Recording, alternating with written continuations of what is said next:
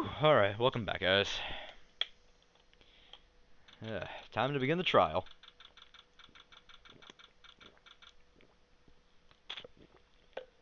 Ah. February 24th. 3rd. Can't read. 9:34 a.m. District Court, Defendant Lobby number 2. How did the investigation go yesterday, Mr. Wright? Frankly, there are still a lot of gray areas.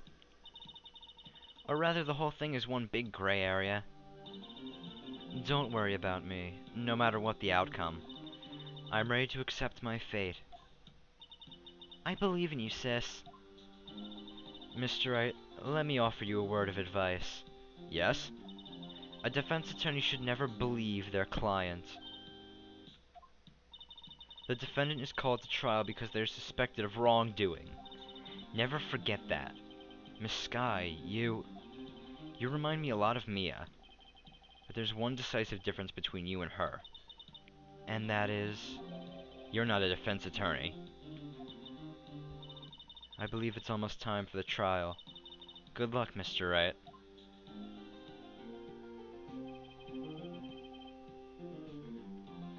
My first try without a Fae helping me. No one's going to bail me out this time. I'll be alone in there. So I have to discover the truth all by myself. Let's do it, Mr. Wright. I'll be with you the whole way.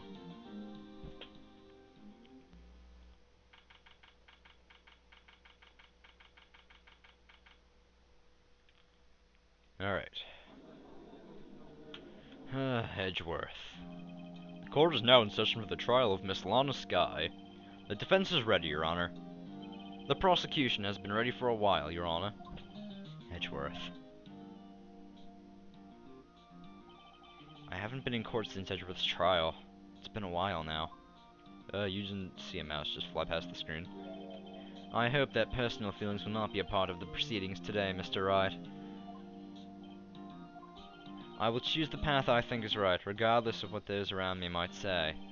The judgment to be made here is in our hands, not those of anyone else. Very well, Mr. Edgeworth. Your opening statement, please. Chief Prosecutor Lana Skye has committed an unpardonable crime. Not only this, but she was rash enough to commit it in the prosecutor's office lot. Wow, he's much more forceful in person. I suddenly feel like confessing to everything. However, she will now pay for her rashness with her life. There was a witness to her crime. A professional witness. Well then, call your first witness, Mr. Edgeworth. The prosecution calls its first witness, Miss Angel Starr, to the stand. The cough-up queen?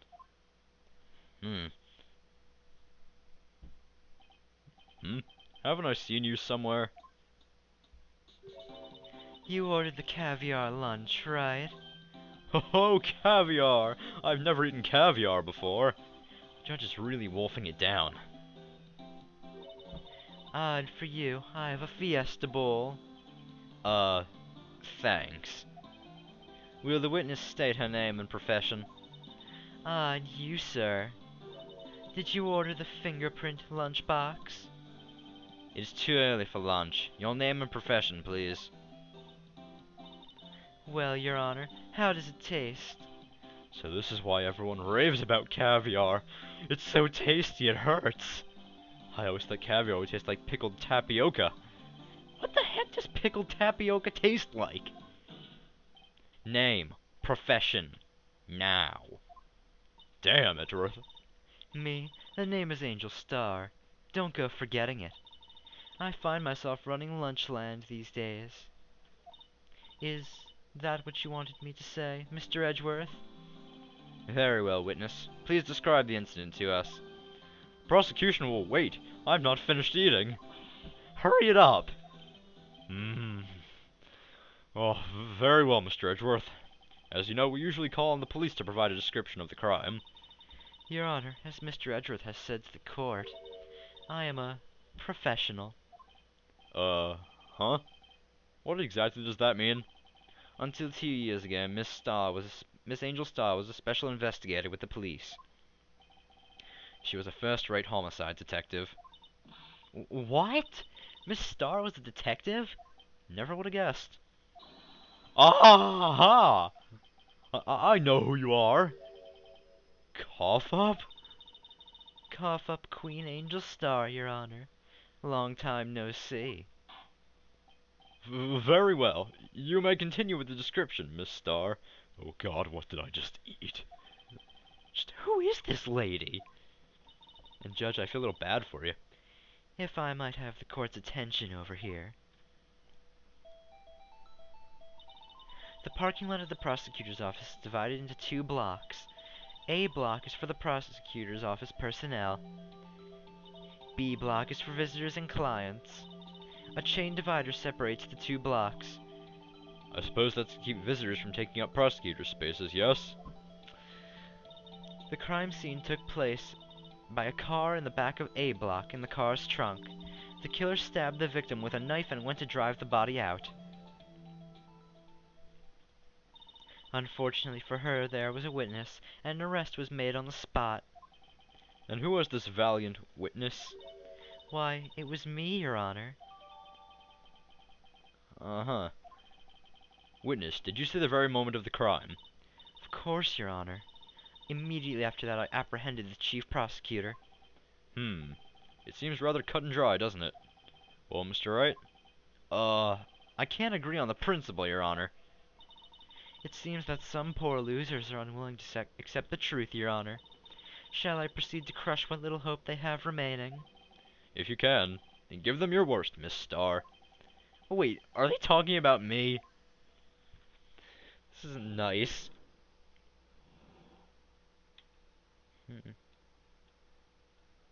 Alright, witness account.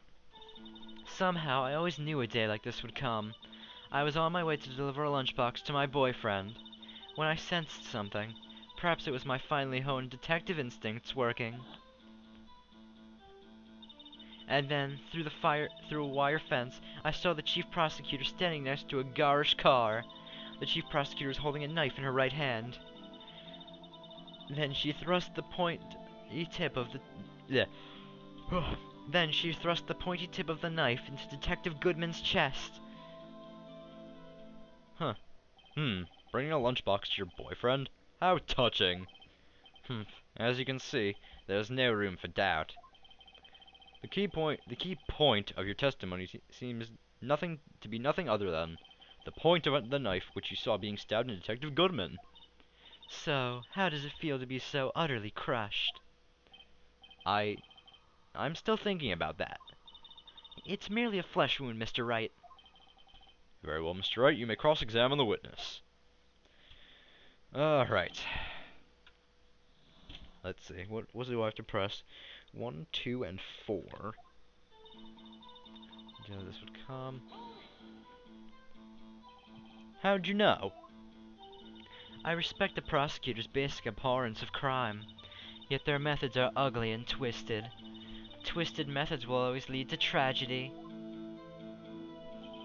The lunch lady's uninformed opinion is duly noted. Given that they are used to erasing inconvenient evidence at their whim. Killing off a detective that knew too much is merely an extension of that. Miss Starr, do you have something personal against prosecutors? I felt that I had found my dream job when I became an investigator. And if I hadn't been laid off by those prosecutors over there, I'd still be one. Laid off? She was fired? To me, prosecutors are nothing more than worms. That said, I am a pro, you know. My testimony is unbiased. And flawless. Very well. You may continue, Miss Starr.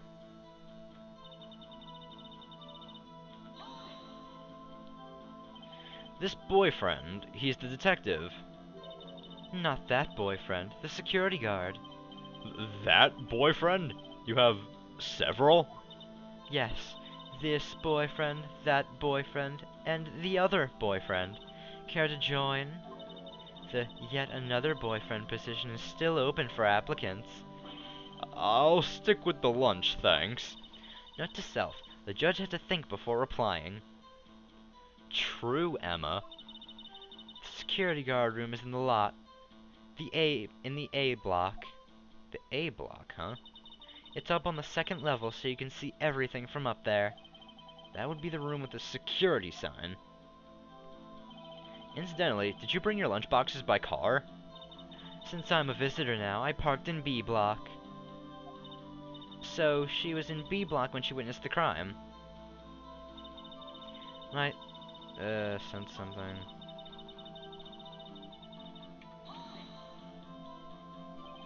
By gosh, car, you mean? Mr. Edgeworth's car, yes. Mr. Edgeworth's? Incidentally, the knife with which the victim was stabbed was also Mr. Edgeworth's. Wasn't it? Indeed it was. Oh, people are talking now. What an odd case this is. And the person you saw, you're sure was the defendant? I saw her from no further than 30 feet away. I am certain it was her. If she's telling the truth, we're doomed. Let's just do what we can. Even if we don't have any proof, we can always complain. Witness, in your testimony you clearly stated the following. Prosecutors are nothing more than worms. Ergo, you are a biased witness. You might want to keep those silly opinions to yourself in the future, rookie. Huh? Rookie? Unless you're willing to risk the consequences of doubting me. I'll fry you like a fritter. Crispy on the outside, chewy on the inside. That was inspiring. I believe I've heard the tagline elsewhere.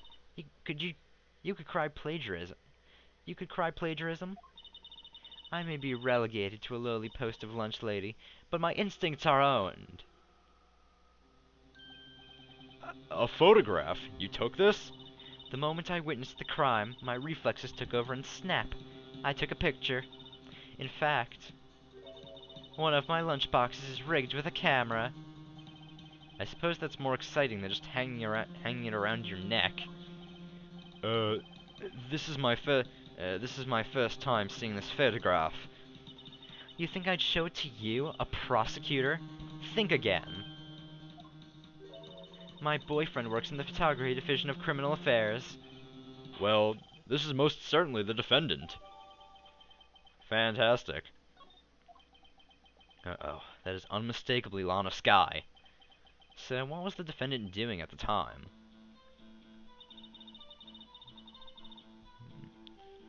Let me see this.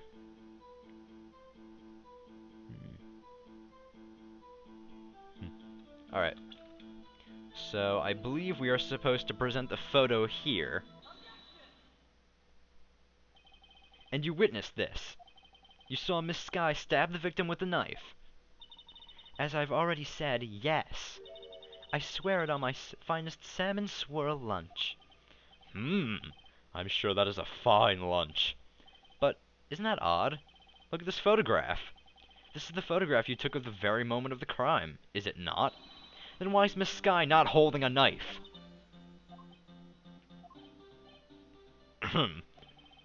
Mr. Edgeworth, your thoughts?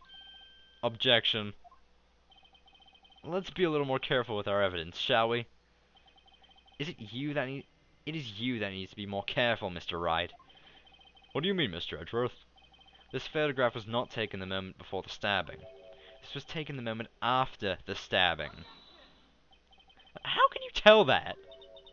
Blood spatter. Huh? See the dark crimson stain on the chief prosecutor's coat? It's a black and white photograph. Ah, yes, it's hard to tell, but this could be blood. Well, Mr. Wright, I see no problem here. Let's see.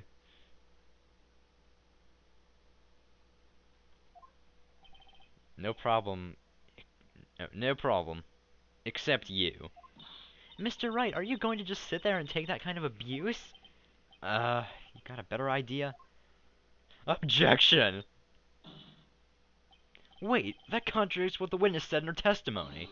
Namely, that she took the picture the moment she witnessed the crime. Well, it seems I was slightly unclear. My apologies. That's it? If you run out of lunch, you order seconds. Problem solved. If you don't like it, try ordering from the jumbo-sized lunch from the get-go. Good advice. I'm not sure I understand it, but good advice. I didn't have time to stop her. Prosecutor Skye was cold, calculating, like a robot. She killed without pain or remorse. It was a premeditated murder. Premeditated? How do you know? Look at the chief prosecutor's hands in the photograph. Well, are those gloves? Surgical gloves made of thin rubber, most likely. Why would she have those on? If it was not premeditated, she would not be wearing those gloves. Wah! This isn't good. These gloves do seem to tell a tale of premeditation. Premeditated murder. A serious offense. Witness, add this to your testimony. But there's... You guys might be thinking, man, how do we get ourselves out of this one? It was premeditated, she was wearing gloves. Well, let's look at the murder weapon again. Wait, hold on. Oh, yeah. Yeah, if Lana had forgotten to... Well, if this was premeditated, then why would Lana not have brought a murder weapon to the scene of the crime? You know, just... That's a little weird. Witness, do you know what this is? Are you trying to test me? I sell boxed lunches for a living, you know. That's a knife. The knife. The knife that was in Mr. Edgeworth's trunk. Indeed, it is my knife. What's with this case? The bloody murder weapon, a red car, all belonging to the prosecutor there. The defendant is the chief prosecutor for the district, right? Mommy, are prosecutors bad people? The defense has a request. We ask that the witness provide an accurate testimony. What's that, rookie? In your testimony, you stated that Lana Skye planned this murder, and that's why she was wearing those special gloves. Seems like a natural conclusion to me. The gloves do indicate planning. However, why would she not also prepare the most important thing? The murder weapon. Oh. The knife just happened to be in the trunk of that car. Ladies and gentlemen, if you're going to plan a murder, you don't forget the weapon! That's what I'm talking about. Order, order, order. Great, now the tide is turning in our favor. Great show, Mr. Wright. My sister's as good as free. Oh, fuck. Right. I believe the next lunch you'll be eating is humble pie. What? I hope you weren't deluding yourself into thinking that the tide has turned. Not over such a trifling detail. But this shoots a hole in the whole premeditated theory. Bah! The prosecution could care less if it was premeditated or not. The only one who seems to care is that lunch lady over there. The defendant, Lana Skye, murdered a detective with a knife. That's the only thing the prosecution need prove. Nothing else. Very good, Mr. Prosecutor. I suppose you think you're clever now. But you know as well as I do that she planned on killing him. It was planned. If she wasn't, why would she have been wearing... I believe I'd like to hear your testimony again. Witness, please tell us only what you saw, not what you thought. How dare you? My powers of deduction are nothing to be underestimated. Really now.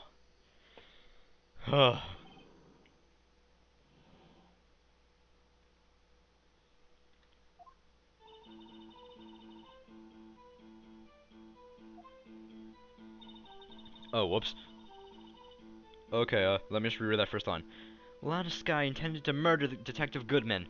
That's why she called the victim all the way to the prosecutor's office.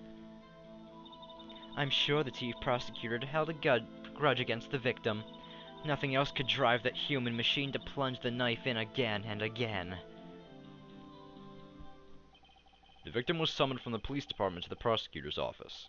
It does sound a lot like premeditation, doesn't it? So, if I order pizza, does that mean I'm planning to kill the delivery boy? In any case, the defense may now cross-examine the witness. Fucking Emma. If you order pizza, that means you're planning to kill the delivery boy. Don't order pizza. Just go out to the restaurant and get it yourself. Alright, anyway, it's kind of obvious what we have to present here. She said that the knife was plunged into Goodman over and over again. However, that's not true.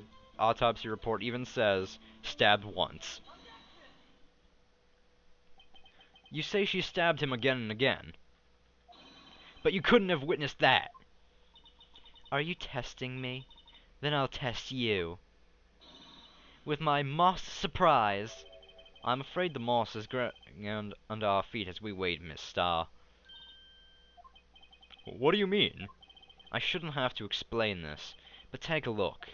The autopsy report states that death was due to a loss of blood from one stab wound. Aha! You're right! Good show, Mr. Edgeworth. Hey, that was my objection, Edgeworth! What a hunk! He's my hero, really. What about my objection? No one noticed. Well, witness? You got the crime scene set, right? Oh, thanks. I always believed that no one could ever mistake ketchup for blood, but now I realize that such mistakes are possible. So, you're saying you mistook something for blood? When she lifted her knife, I thought I saw blood at her breast. She splattered blood from her victim. That's why I thought she must have stabbed him at least twice. Then tell us what you saw that you thought was blood. Testify!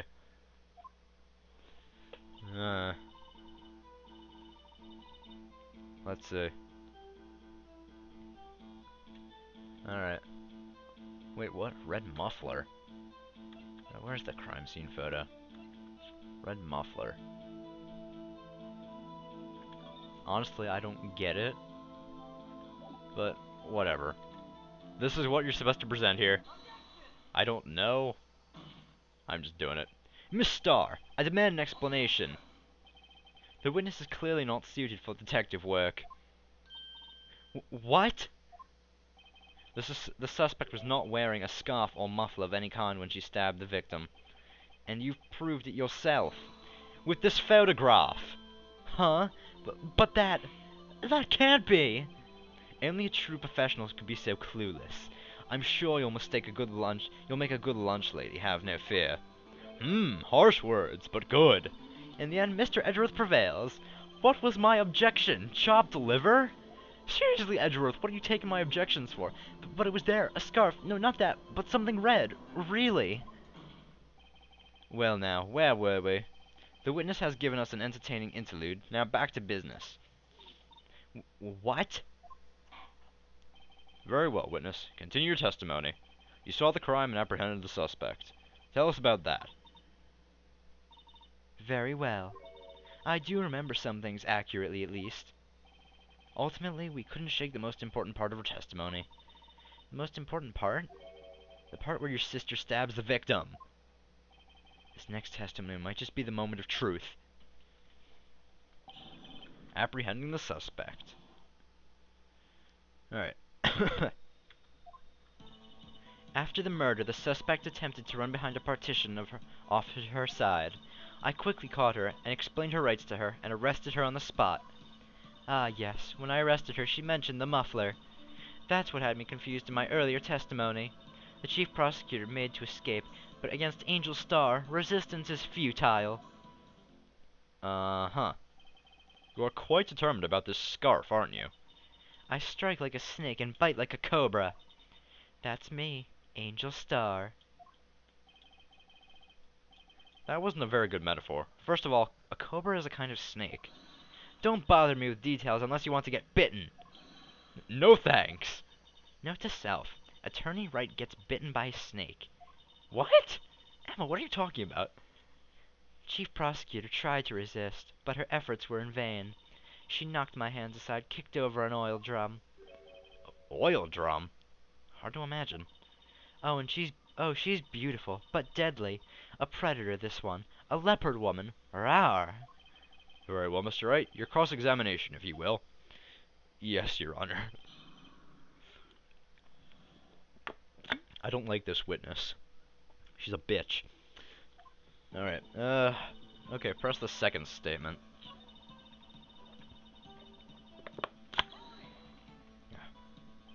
You say quickly. Were you close to the suspect? As I just said, I was only 30 feet away from her the whole time. Maybe I should press her for more details. Yeah, might as well press her. I'd like to see this on the floor plans, just to be safe. The Lunchland car was... She was a visitor, thus she was parked in the B block. So you witnessed the murder from here.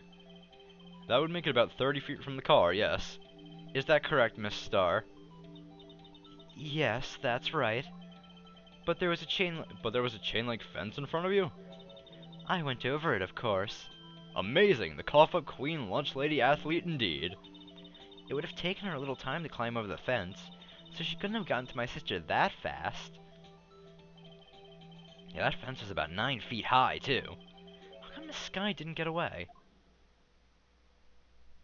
That is odd. Let's see. Press here. She mentioned the muffler? What exactly did she say? If I remembered exactly, I would have told you in my testimony. Cheeky. Anyway, all I heard was her say the word muffler. Just that one word? So, what you heard wasn't the suspect talking to you, but to someone else? Yes, the chief prosecutor was talking on her phone.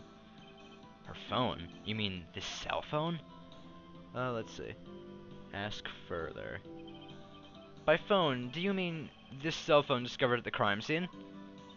Yes, ultimately. Ultimately? My memory. It's like a salmon heading upstream, you see. No, the court doesn't see, Miss Starr. The chief prosecutor first attempted to use the phone hanging on the wall. On the wall? That's right. Near the car, there was an emergency phone on the wall. Apparently it was out of order. Ugh. Excuse me. And so she used her cell phone. Indeed, the emergency phone was out of order that day. Good witnessing, witness. Good witnessing? Whatever happened to good testifying? You should of course add this to your testimony. Alright. Cell phone updated. And now we have to press her on this. She was trying to use the phone on the wall and just use her cell phone. Do you think you could restate your testimony for the court? Aha! I was going to ask the same thing. I'll only say this one time, so listen close, rookies.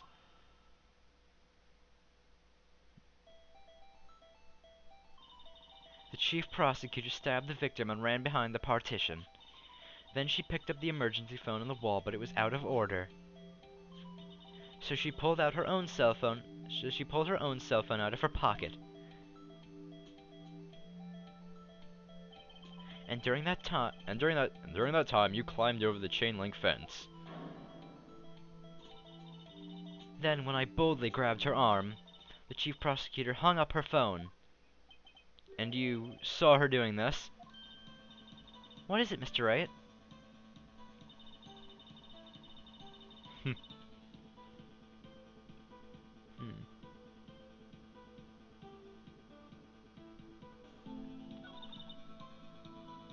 Alright, I get it now. Well, I did get it before, but we're supposed to present the parking lot floor plans because how could she have seen Lana past the partition? I have to conclude that you have a personal grudge against Miss Lana Skye. The witness is a former detective. Her testimony is unmarred by personal bias. Well, who would have thought you would be my knight in shining armor, prosecutor?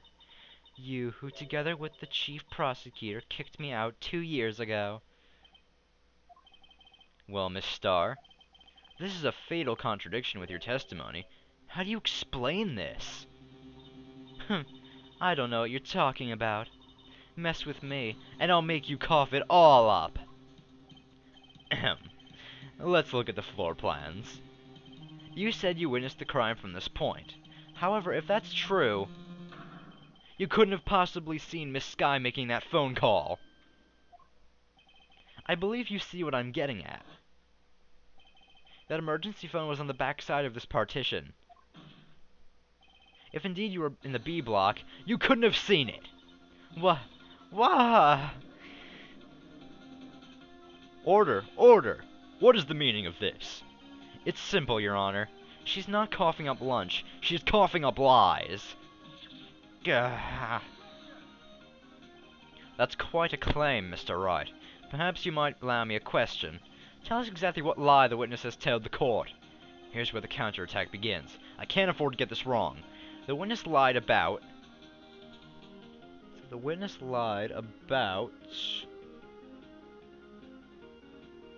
where she saw it. She tried to use the emergency phone, but it was out of order. What is significant about this fact? Nothing. It would be pointless for her to lie about it. Pointless to lie. I see. The witness did actually see Miss Sky using the emergency phone. In other words, Miss Starr witnessed the crime from a different location. A different location? Now that's a pointless lie if I ever heard one. Before you call my lie pointless, at least let me tell it. Let me ask a question to our clever wordsmith, Mr. Wright. Just where was the witness when she saw the crime? All the testimony we've heard until now points in one direction. The place from where Miss Starr witnessed the crime was here. Alright. Miss Starr witnessed the crime. Aha! I see. She witnessed the crime from the security room. She was giving lunch to her boyfriend. That's where. I think.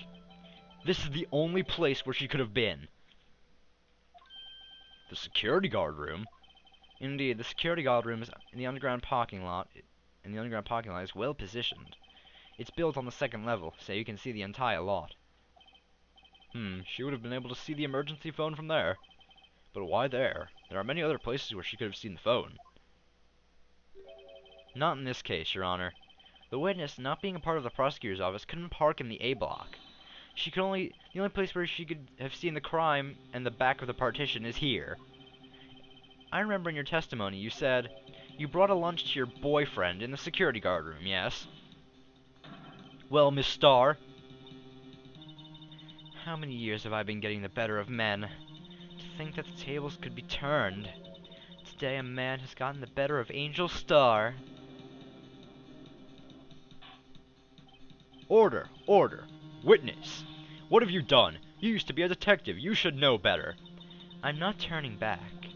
The guilty will be punished, and I'll do what I must to make sure justice prevails. The guilty? Is she talking about Miss Sky? Mr. Wright, doesn't this strike you as odd? Why did Miss Starr lie? It doesn't make any sense. Huh? She could have just said she saw the crime from the security guard station. It wouldn't change anything. Exactly. This photograph tells all. It was the defendant who stabbed the victim. That truth still stands. It still stands? I disagree, Mr. Edgeworth. What? If a witness is found to be lying, they're guilty of perjury. She knows this. She wouldn't risk that without good reason. So tell us what her reason was, Mr. Wright. Huh? Me? Who else? Mr. Wright, let's review what we know. Miss Starr witnessed the crime from the security guard station. But she lied and said she saw it from the B block. It must make a vital difference, but what? What would change? Let's see. What would change? Let's see. Why would Angel lie? Let's see. Ah. That's why it was her distance to the crime, how she got there so fast. It changes the distance between her and the scene of the crime. My condolences, Mr. Wright, but one look at the floor plans and it's quite clear. The distance between the scene of the crime and the guard station is 30 feet. I don't see how that would change what she could see. What she saw is not in question here. What matters is the time it would take her to reach the scene of the crime. Miss Starr, you witnessed the crime from the security guard station. Now, how long did it take you to go from there to the scene of the crime where you arrested Miss Skye? Well, witness? You... Yes? You ordered the squid wheels, right? The quality of my lunches had gone from low to inedible.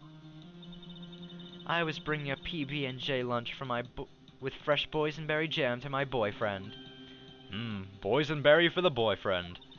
He wasn't in the station, so I waited. I witnessed the crime from the glass-walled station.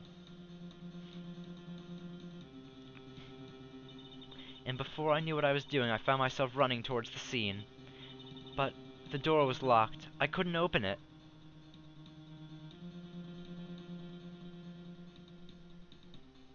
Hmm? Hmm? That's why I had to go through the visitors' parking in B block.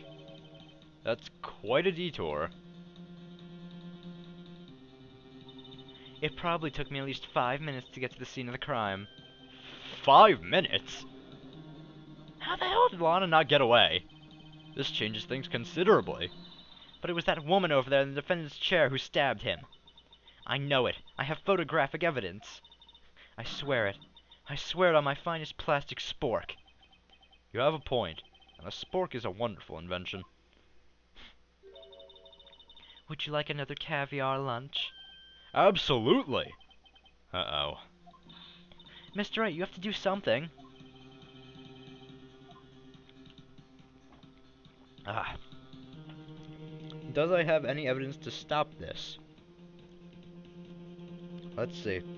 And...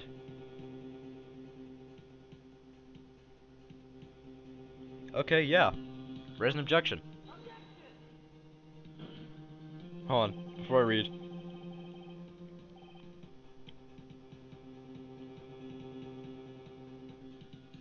"5 minutes between witnessing the murder and the arrest. Think about it. You could make pasta in that amount of time, if you like it al dente. I've got lunch boxes that tie pasta into knots, rookie. A 5-minute blank. Isn't that strange? Strange. If you were a criminal, what would you do with 5 minutes, Your Honor? Well, I guess I'd flee the scene. Hey! Don't get the wrong idea. I didn't kill anyone. But you have the instincts of a killer. You would run. But this time was different. Miss Skye dawdled at the scene of the crime. She even had her picture taken. No true criminal would act this way. It's inconceivable. Yeah! Well then, it seems we've come to the end of this testimony. She has a grudge against the defendant, and there's a blank in her testimony. Mr. Edgeworth, is the next witness ready to go? Unfortunately, I appear to have overestimated this witness on account of her professional history. We did it! We screwed that can shut, Mr. Wright. That was too close. I'm afraid that the cough-up queen has been dethroned. And with that, court is adjourned. Oh, what now? Mr. Edgeworth, you ordered the squid wheels, right? That's the one she tried to foist off on me. I prefer not to take the defense team's leftovers. Anything else to say?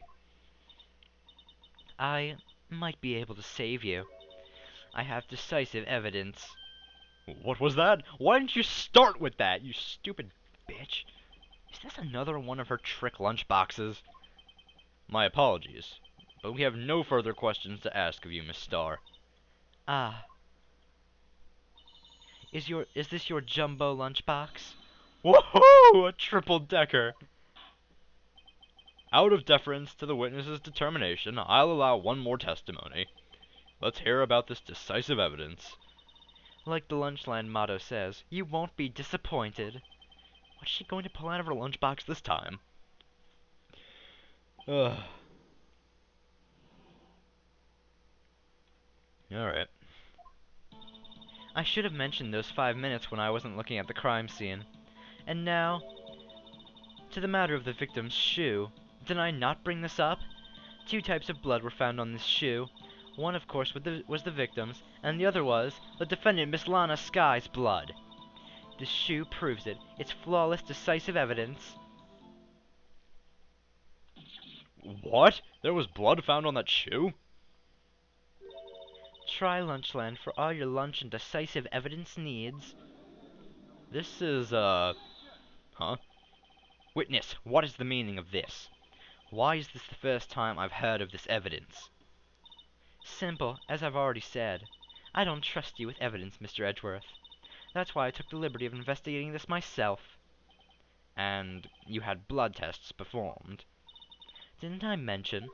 I have 3 boyfriends in forensics. What the fuck? This lady's a whore. In any case, Your Honor, I can't accept this as evidence. What? You should know the 2 rules of evidence law, Miss Starr. Rule number 1. Evidence shall be shown without the approval of the... No evidence shall be shown without the approval of the police department. In other words, the shoe is illegal evidence, at least for the time being. Is that right, Mr. Wright? It seems so. Edgeworth sure is celebrating. Not so fast, Mr. Edgeworth. Don't forget, I used to be a detective. As I mentioned previously, this shoe has already been tested by a member of the forensics department. As you can see, it was approved by the police department as of today. Even the general public can produce official evidence, Mr. Edgeworth. No. Is that right, Mr. Wright? It seems so. Edgeworth is looking pretty sullen. You could at least study some evidence law, really. The prosecution's complaints notwithstanding, it appears that this evidence satisfies the first rule of evidence law. Well, it seems you have yet another count against you, witness. Anything to ensure the guilty are properly judged. I mean, come on, she couldn't have fucking... this is stupid.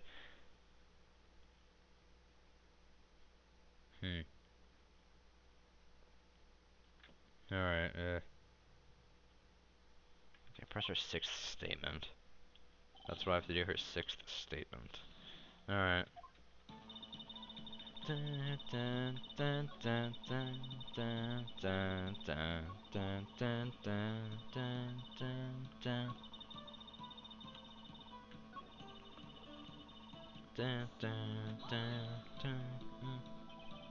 can't let this evidence go through without a fight.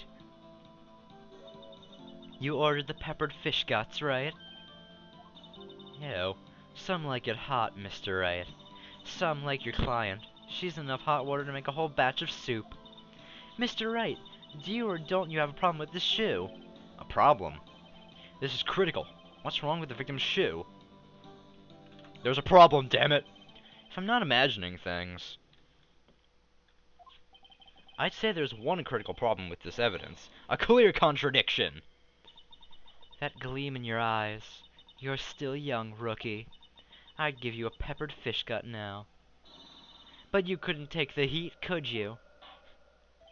Let's hear what Mr. Wright has to say. What is contradictory about the victim's shoe? Show us the problem with this evidence. Alright, let's see. The problem with the evidence is, Ah! Clever. Wait, what?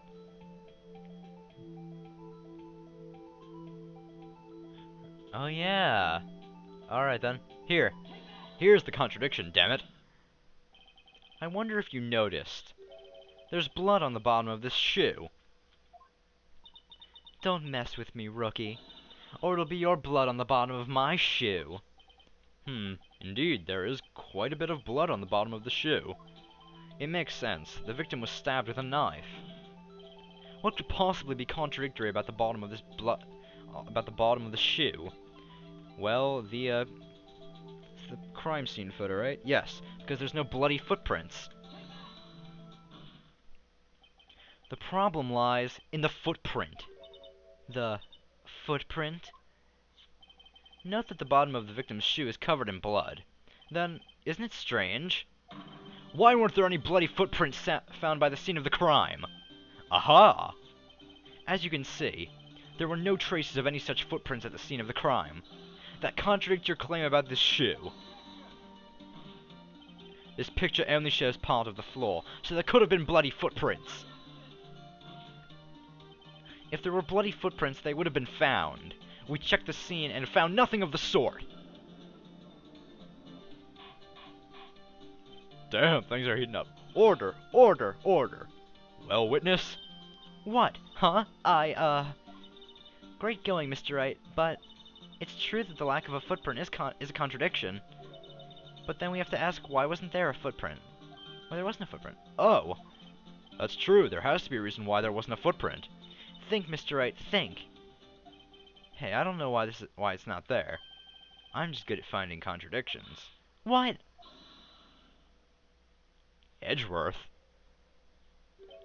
I see. Now I get it. Get what? Our witness is more devious than I gave her credit for.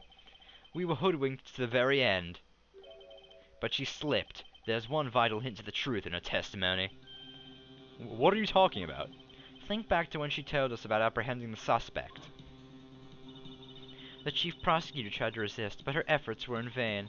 She knocked my hands aside and kicked over an oil drum. Oh, she's beautiful, but deadly. A predator, this one. A leopard woman. Rawr. I thought that was a strange thing for a normally cool-headed chief to do. No kidding.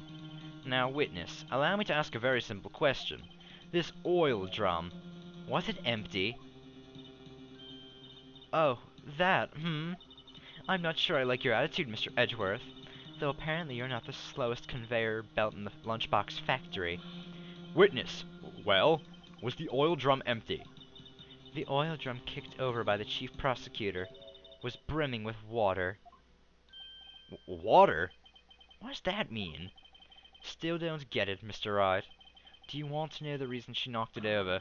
The real reason? Aha! You don't mean... Yes, the suspect knocked over the oil drum for one reason and one reason alone. To erase the bloodstains that would become evidence against her. Wah! That's not what I wanted to hear. That ties things up quite nicely. The bloodstains left on the victim's shoes tie her quite clearly to this murder. Then, after the deed was done, she knocked over the oil drum to erase the telltale signs. Why, that's a prosecutor's specialty, erasing evidence. That reminds me, Miss Sky's right hand was hurt. Didn't she say she'd cut herself when she stabbed him? So my sister's blood on the shoe, that's when it happened? Well, I see no reason to prolong this trial.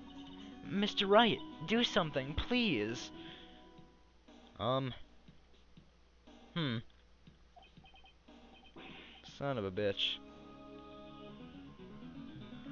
What? What can I do? Your sister's confessed to the crime and she tried to conceal it. But... Enough. There's no need for further debate. The verdict, Your Honor. Very well. But Angel Star's on the prosecution's side. She could have been lying about the water. This court finds the defendant, Miss Lana Sky.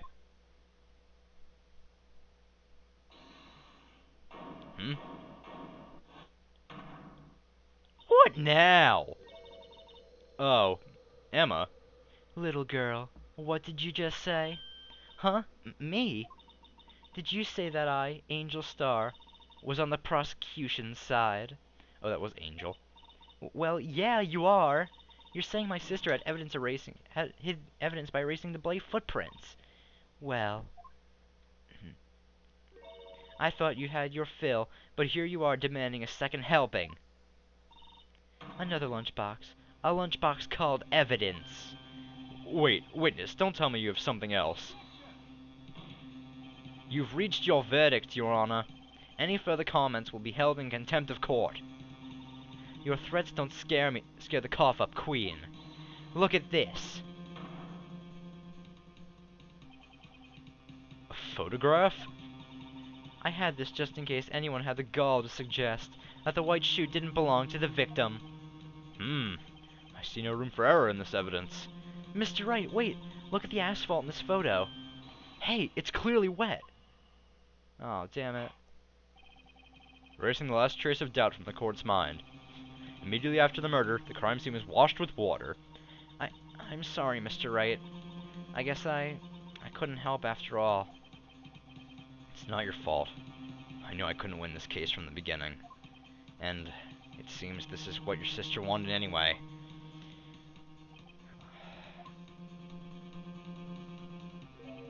I'm sorry, Mia. Right. Wet or not, don't be so quick to throw in the towel. Get yourself up off the asphalt. Take another good look. Don't give up. Not until the bitter end. This is the last piece of evidence.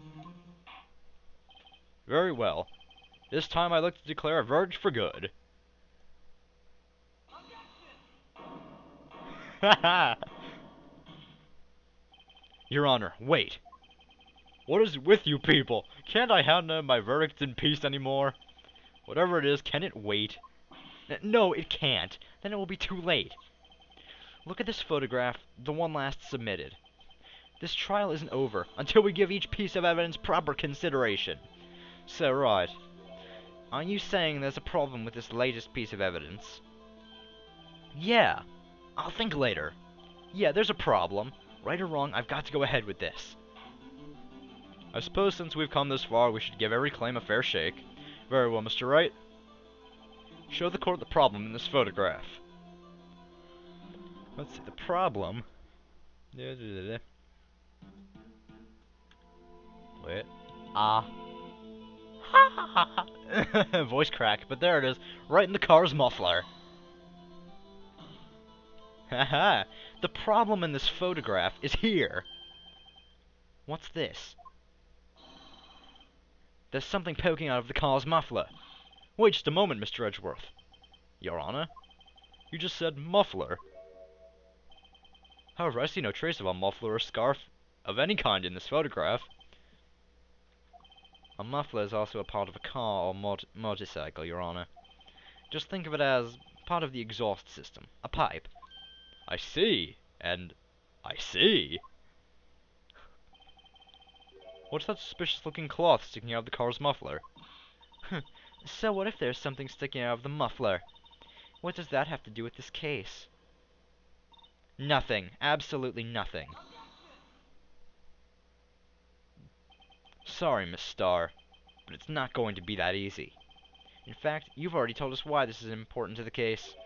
You said as much as in your testimony. What? Let's hear what Mr. Wright has on his mind. Tell us why you think this piece of cloth in the muffler is related to this case. Oh crap. Let's see, what is the... Oh, right. Here we go. Cell phone. Miss Starr, recall your testimony for the court.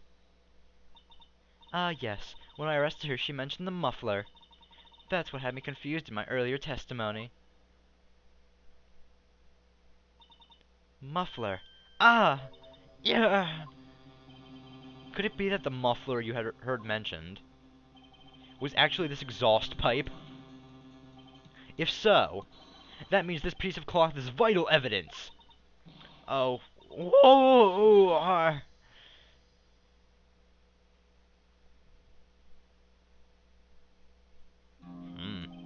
Well, it seems we'll have to suspend the proceedings. Suspend? I find myself wondering about that piece of cloth. If we leave any question unanswered here, we do a disservice to the law. Have the car at the crime scene inspected at once, and bring me that cloth. The verdict will wait until after we've seen all the evidence. Agreed? I suppose so. Whew. That was close. But we made it. At least for now. The court will adjourn for a 30-minute recess. It's lunchtime, after all. He's still hungry. I'm not even going to question it. Judge, you're one weird guy. Whatever. Anyway, guys, I'm going to call it an episode here. Next time, we're gonna see what that mysterious cloth was in the muffler of Edgeworth's car. So, I'll see you guys next time for some more Let's Play Phoenix Wright Ace Attorney Rise from the Ashes. See you guys then, bye.